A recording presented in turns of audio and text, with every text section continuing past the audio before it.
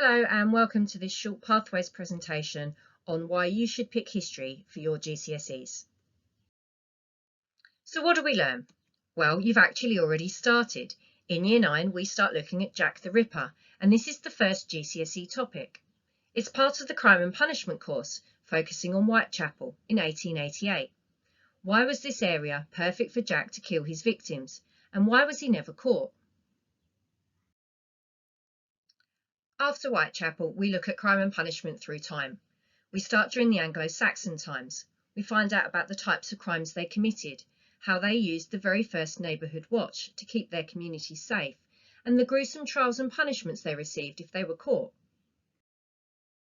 As we move forward through time, we look at changes and consider if there was progress. Did punishments get harsher? Who invented the police? When did we start using prisons? How has the law changed? Why did we stop using the death penalty?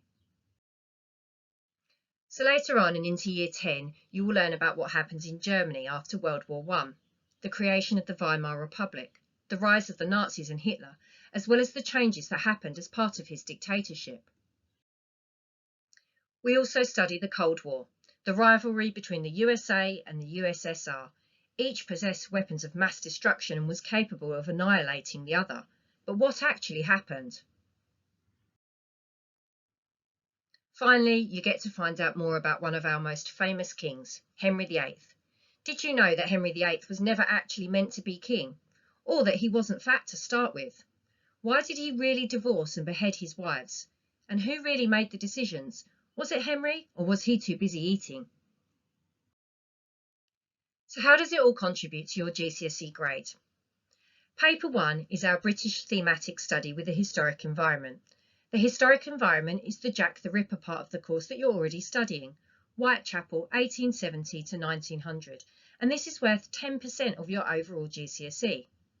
There's a further 20% which is dedicated to crime and punishment in Britain. That's the thematic study. These combine to create Paper 1, which is 1 hour and 15 minutes. Paper 2 has two parts, the period study and the British depth study. Our period study, which is worth 20%, is the Cold War, superpower relations and the Cold War, 1941 to 91.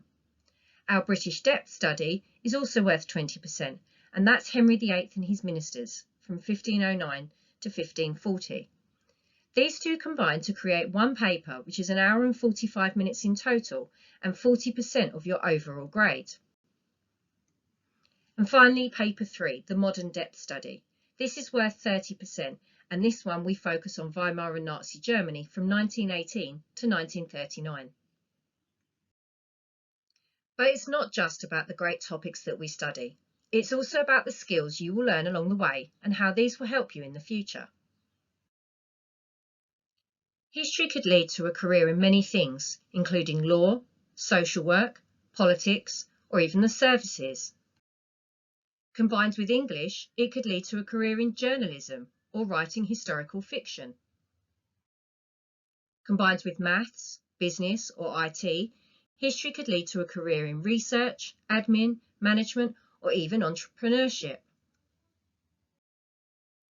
History and science or geography could lead to a career in travel, medicine or archaeology.